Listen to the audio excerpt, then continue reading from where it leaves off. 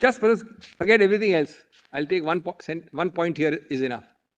Well, whatever else your lordship holds, on the bare text, textually and facially, symbol order number 15, has to be prospective. Forget all the, we'll come to the interpretation. Just read the text facially. That's at para 15A of my note. Yes. Without anything more. We'll come to the consequences. Well, as drafted facially, without any interpretation, it has to be only prospective. Kindly read. Power of the commission in relation to splinter groups. Now, I've underlined some words. I've taken the liberty of underlining some words.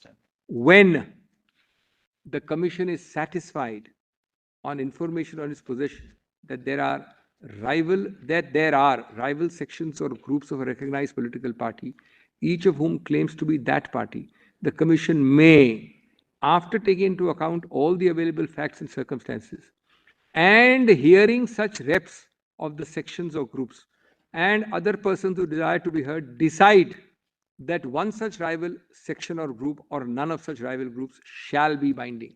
Well, this cannot but be futuro.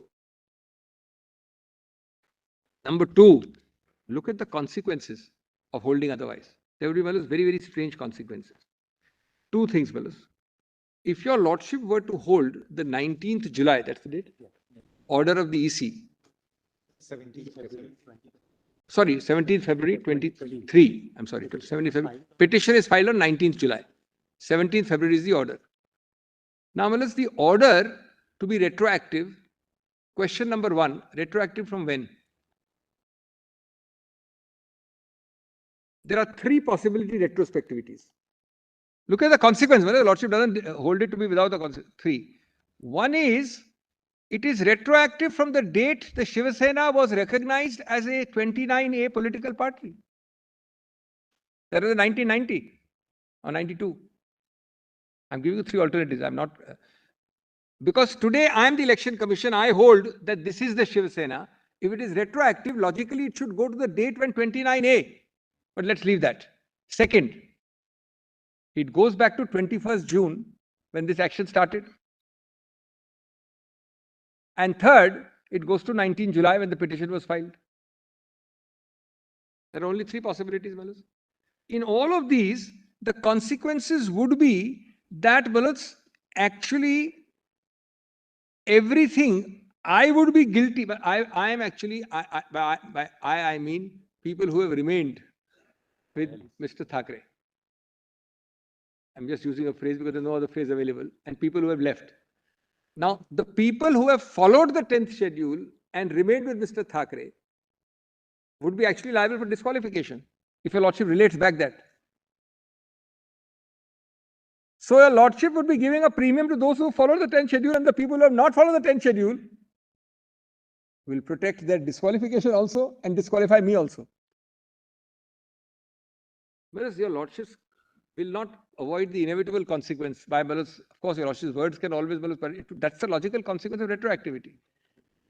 They would make an arc of immunity for their own disqualification and actually be liable because the party from 19th July, any whip, any order, everything, I have violated because I'm not the party from 19th July. And therefore, I'm liable to something, or from actually, logically speaking, from the origin. Therefore, this... And it would have the strange effect of an election of Mr. Uddhav Thackeray in 2018. It would also go without there being a fresh election unseating him. Everything will go, no adjudication. By the mere act of recognition relating back either to 1990s or to 19th of July or to 23, 21st of June, there would be chaos. The consequences are, and apart from the fact that this is clearly textually not intended by the symbols order. The fourth and the last, under this head, I'm not on the next point, under this head, it would also destroy, not collateral damage, major direct damage. It would destroy the relating back which is held by a lordship of Rajendra Rana. Now, note this, note this. Not a single judgment, even of any High Court, leave aside Supreme Court, says that the Election Commission will relate back. A Constitution bench has held the field for very long, saying a disqualification 10 schedule order relates back. If your lordship were today to do this, your lordship would be giving primacy to an order under a symbols order, with any judicial precedent not saying so, versus a constitutional provision already held by a constitutional bench to relate back. And your lordships cannot reconcile a relation back of disqualification with a relation back of the EC. It can't be reconciled. Today, Malas, suppose tomorrow the speaker disqualifies Mr. ABC. It is common ground by Rajendra Rana and many other cases. It relates back to Malas, June 22. But there cannot be disqualification because by then your lordship also would be applying a EC order retroactively. Therefore, Malas, your lordship already has jurisprudence and a precedent. Prospective according to you. All right. Then, Malas, the fifth aspect is this political party and legislative party. Yes. So Dr. Singhvi, now 5 minutes now. Malas, we will finish before lordship's time. We will, within this time, we'll finish. We are conscious of that, Malas. 3:45 minutes, we'll finish within time. I'll give him 5 minutes also. He'll have 5 minutes. Now, Malas, F is a very important part. Actually, it goes to the root. This is the political party versus legislative party debate, but from an angle different than Mr. Sibal's. This is very well different. Kindly, Malas, read this from a different perspective. F, right? Yes, F. Starting para 35, page 12.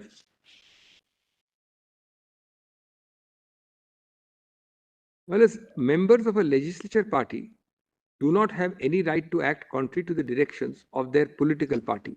This is the heart of the political party, legislative party debate, with which Mr. Call also started today at 2 o'clock. As per 194(1), the freedom of speech is subject to the provisions. I pointed it out already. Under 170(1), the assembly of a state consists of members. The members are elected by direct election from territorial constituencies, and the nature of the election process is such that an elected member set up by a political party has no independent identity in the house except as a member of the political party. Well, actually, in practice, how we sit, where we sit, which rooms we are given is all based on the collectivity of a party. Not an individual. Suppose a member is a leader of a party, he is very, very senior, but that party has only 3 seats. And another party with yesterday's first time member, but the party is a large number. Seats are allocated, rows are allocated, rooms are allocated only on the basis of party.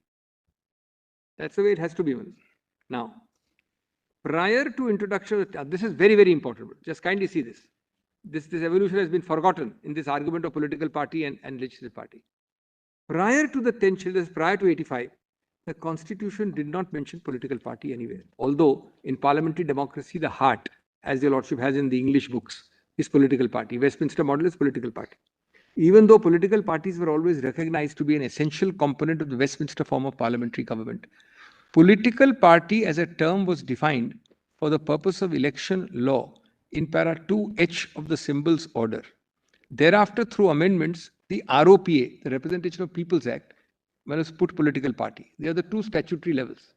It came in Malas for the first time with the 10th schedule, which is a constitutional recognition of political parties. And today, a lordship is being asked to negate that recognition.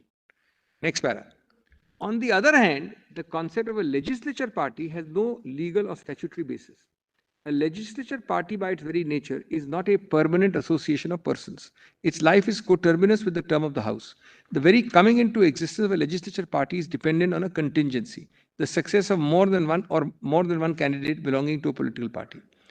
The 10th schedule defines a legislature party in terms of a political party. That is conclusive, I say. According to me, I may be wrong. It's conclusive. Legislature party is defined in terms of the political party. I've quoted the definition. And Malas, your lordship is concerned with a whip. Whip is peculiarly a political party activity. I'm 41. The purpose of defining the group of members of the House belonging to one political party as a legislature party can be gathered from the number of times when legislative party is used. First, in 2.1, it says a member of a House belonging to any political party. What does it mean? Do you have an existence or identity other than the political party? After constitutional amendment and definition, then Malas, there is no mention of legislature party in para 2. None. In para 2, political parties mentioned. Thus, while referring to individual members, the 10th schedule refers to them as political party to which they belong and not relation to legislative party. The only place in the 10th schedule where the term legislature party is used was either para 3, now gone, or para 4. In para 3, the term legislature party was used when the fraction of 1/3 goes below. In para 4-2, it is for merger. Doesn't arise in this case. Doesn't arise in this case. Thus, wherever the 10th schedule provides protection to a group of legislators when acting as a group, it uses the term legislature party. Otherwise, it is described with reference to political party. Now, what is the consequence? This is a little important. The constitutional sequitur of this discussion is that a majority faction legislative party has no constitutional identity except for the purpose of setting up a defense under 4. This is important. Today, there is no status identity of a legislature party except for the defense of merger. That's all. And admittedly, that's not your case. If no defense is claimed, the legislature party has no constitutional or legal relevance, is para 43. Therefore, the group of legislators belonging to a political party can have no right of dissent or conscience. This dissent argument. Dissent has to be within the parameters of what 10th schedule allows you. Dissent cannot say that's too broad a basis for your lordships to act or give any judgment on ones. Dissent. I just say I'm dissenting and I leave the 10th schedule.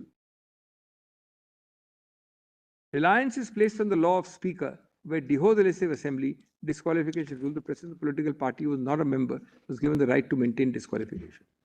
Well, this dissent point which your lordship put to me just now also, let me end on that. Just see Justice Venkat in Kyoto. That para has been read one sentence, but read the whole of it. This is directly the point raised in Kyoto. Your lordship should not be referring to Navambreve, or should be reconsidering Kyoto also on this basis. Now, kindly see. This is a very important para. Para 49 at PDF page 109. 109. Very telling para. Directly the same sentiment. How do you harmonize the two? And you cannot allow one to be reduced to vanishing point. Kindly see this. And I'll end in about a minute or 2 minutes.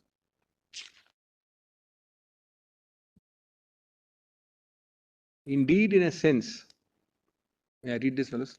109. This is very, very important. It's a covered field. Your lordship need not be agonized about it, as my learned friend would like your lordships to raise a new issue before. It's a covered point. 1090. 109 PDF, CJ2. CJ1. CJ1. Inappropriate acronym, fellows. We used to call it CL1, case law 1.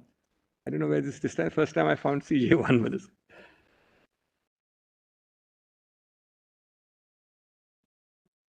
Indeed, in a sense, an anti-defection law is a statutory variant of its moral principle and justification underlying the power of recall. What might justify a provision for recall would justify a provision for disqualification for defection. Now, kindly see the exact sentiment which my lords expressed to me.